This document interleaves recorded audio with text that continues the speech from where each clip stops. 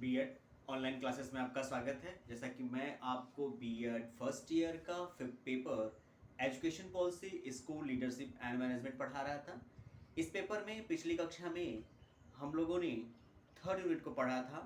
Third unit के 3 points थे।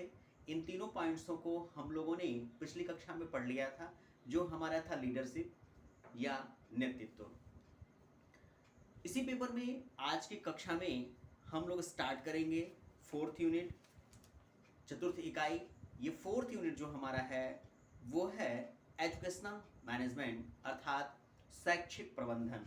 ध्यान दीजिएगा, आज की कक्षा में हम लोग पढ़ेंगे फोर्थ यूनिट। ये फोर्थ यूनिट जो हमारा है वो है एजुकेशनल मैनेजमेंट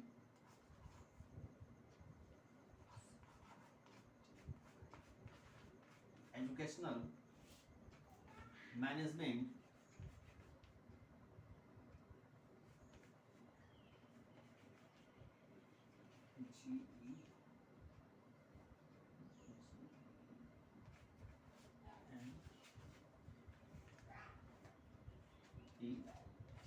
एजुकेशनल मैनेजमेंट अर्थात शैक्षिक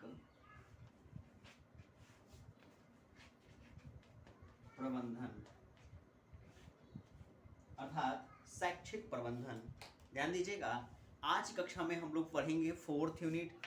आज की कक्षा में हम लोग पढ़ेंगे फोर्थ यूनिट जो हमारा है एजुकेशनल मैनेजमेंट। ध्यान दीजिएगा, जो हमारा है एजुकेशनल मैनेजमेंट, जिसे हम हिंदी में कहते हैं शैक्षिक प्रबंधन। ध्यान दीजिएगा, शैक्षिक प्रबंधन। सबसे पहले थोड़ा सा हम लोग ये जानते हैं कि शैक्षिक प्रबंधन है क्या, ये क्या व्यवस्था है, कौन सी प्रक्रिया है।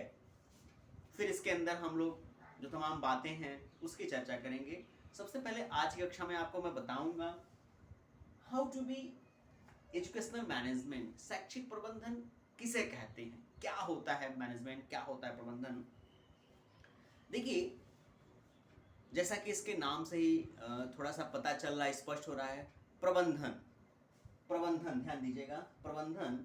प्रबंधन को अगर हम विख्याति तौर पे, शाब्दिक तौर पे, छोटे छोटे अर्थों में अगर व्याख्यात करें, शाब्दिक तौर पे इसको देखें तो ये दिखाई देता है प्रधन बंधन। ध्यान दीजिएगा, प्रधन बंधन अर्थात, सफा समझिएगा इसको, मैं प्रबंधन की बात कर रहा हूं।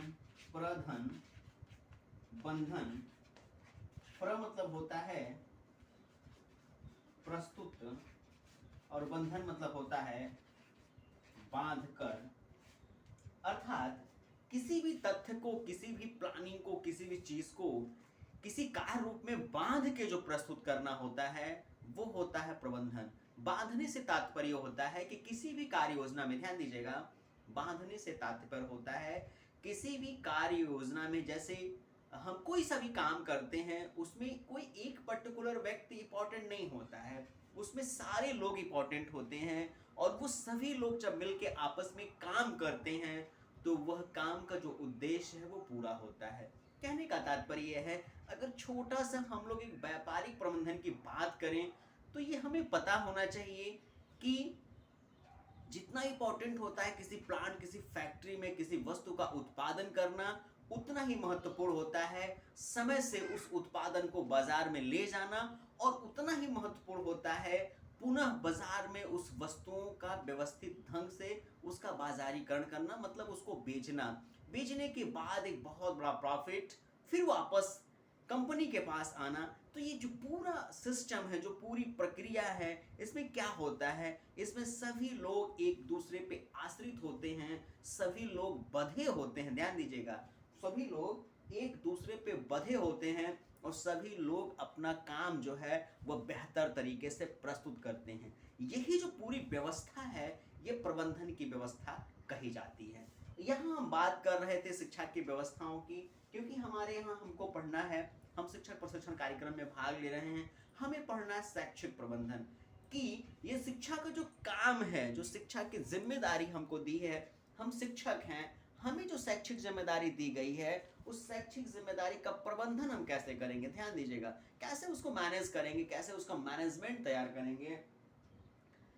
कहने का तात्पर्य है हमें शिक्षा की व्यवस्था को बनाए रखने के लिए उस मैनेजमेंट की जानकारी होनी चाहिए जो शैक्षिक व्यवस्था के उपचार हेतु, शैक्षिक व्यवस्था के सुधार हेतु आवश्यक होती है। इसलिए हमारी इस पाठ्यक्रमी व्यवस्था में शैक्षिक प्रबंधन के बारे में हमें जानकारी प्रदान की जा रही है। ध्यान दीजिएगा। थोड़ा सा और अगर हम इसके व्यवस्थित अर्थ की चर्चा करें, ध्यान दीजिएगा, थोड़ा सा और इसके हम व्यवस्थित अर्थ की चर्चा करें, इसके महत्वपूर्ण बिंदुओं पे हम बात करें, इसके व्याख्यात स्वरूप की बात करें तो हमें पता चलता है, इसके अर्थ की बात करें, इसके डिफिनेशन की बात करें, इसके सैद्धांतिक विचारों की बात करें, अगर सामान्यतः इसका अर्थ निकालें तो हमें पता चलता है शैक्षिक प्रशासन, ध्यान दीजिएगा, शैक्षिक प्रशासन एवं प्रबंधन का जो अर्थ है वह है उपलब्ध संसाधनों का, ध्यान दीजिएगा, उपलब्ध संसाधनों का दक्षतापूर्वक, ध्यान दीजिएगा, उपलब्ध संसाधनों का दक्षतापूर्वक तथा प्रभावपूर्ण तरीके से उपयोग करते हुए, ध्यान दीजिएगा, उपयोग करते हुए लोगों के कार्यों में, ध्यान दीजिएगा, लोगों के कार्यों में समन्वय करना ताकि लक्ष्यों की प्राप्ति सुनिश्चित हो सके, ये जो व्यवस्था होती है वही प्रबंधन होती है। ध्यान दीजिएगा, यह जो व्यवस्था होती है वही प्रबंधन होती है। एक सैद्धांतिक प्रबंधन के विचारों की हम बात करें तो ये बातें निकल के आती हैं, जैसे कि मैंने इसके अर्थ के बारे में बताया, थोड़ा सा इसको व्यासित करके और समझते हैं, विस्तृत करके और समझते हैं, जैसे कि मैंने आपको इसके अर्थ के बारे में बताया। ध्यान दीजिएगा, शैक्षिक प्रशासन एवं प्रबंधन की बात हम कर रहे हैं। इसमें कहा जाता है कि उपलब्ध संसाधनों का, ध्यान दीजिएगा, उपलब्ध संसाधनों का कहने का तात्पर्य है कि जो आपके पास है, चाहे कम है चाहे ज्यादा है, जो कुछ भी है उसी से आप दक्षतापूर्वक, मतलब आपके अंदर जो क्वालिटी है, जो आपके अंदर गुण है, उन्हीं संसाधनों से अपने गुण का इस्तेमाल करते हुए प्रभावपूर्ण तरीके से, मतलब इफेक्टिव, कुछ नया क्रिएटिव करते हुए, ध्यान दीजिएगा, करते हुए उपयोग, उसी तत्वों का उपयोग करते हुए लोगों के कार्यों में समन्वय करना। लोगों के कार्यों का मतलब कोई ऐसा व्यक्ति उसमें न हो जो अपने आप को कम समझे, अपने आप को ज्यादा समझे। जैसे कि मैंने शुरू में ही कहा कि अगर व्यापारी व्यवस्था की बात करें तो जितना आवश्यक होता है किसी प्लांट या फैक्ट्री में माल का उत्पादन होना, उतना ही आवश्यक होता है समय से उसको बाजार में पहुंचना, और उतना ही आवश्यक होता है उसका बाजारीकरण प्रस्तुत करना। सभी लोग महत्वपूर्ण होते हैं, तब जाके उस व्यवसायिक प्रक्रिया, उस प्रतिष्ठान, उस संस्था, उस इकाई, उस उत्पादन या उस फैक्ट्री की जो डेवलपमेंट है वो ग्रोथ, विकसित होती चली जाती है। उसी बात को अर्थों के माध्यम से हम आपको बता रहे हैं। मैंने कहा कि उपलब्ध संसाधनों का दक्षतापूर्वक तथा प्रभावपूर्ण तरीके से उपयोग करते हुए लोगों में समन्वय करना। ध्यान दीजिएगा, जितने लोग उसमें, जितने मेंबर लगे हुए हैं, सब आपस में एक ज्वाइंट होके, एक साथ मिलके उस संस्था के कार्य को बेहतर से बेहतर बनाने में उपयोग करते रहें।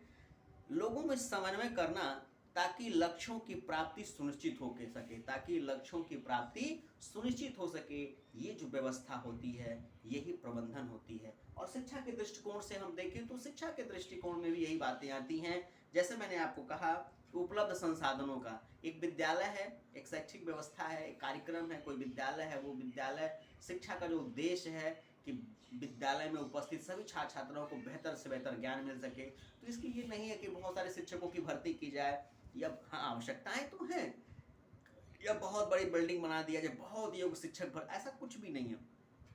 मैनेजमेंट का तात्पर्य यहाँ होता है कि जो कुछ उनके पास है, जो भी 2 कमरे 4 कमरे हैं, जो भी छोटा सा ग्राउंड है, जो भी उनके पास टीचर है, वो सभी लोग मिलके एक ऐसा टीम वर्क तैयार करें कि बेहतर से बेहतर शिक्षा वो अपने बच्चों को उपलब्ध करा सके, अपने छात्र छात्राओं को बेहतर से बेहतर नॉलेज प्रदान कर सकें, ताकि जो शिक्षा का लक्ष्य है, जो उद्देश्य है, वो प्राप्त किया जा सके, या उसके प्राप्ति का जो उद्देश्य है वो सुनिश्चित किया जा सके। इसी व्यवस्था को हम शैक्षिक प्रशासन या शैक्षिक प्रबंधन कहते हैं। ध्यान दीजिएगा, इन्हीं व्यवस्थाओं को हम क्या कहते हैं, शैक्षिक प्रशासन या शैक्षिक प्रबंधन।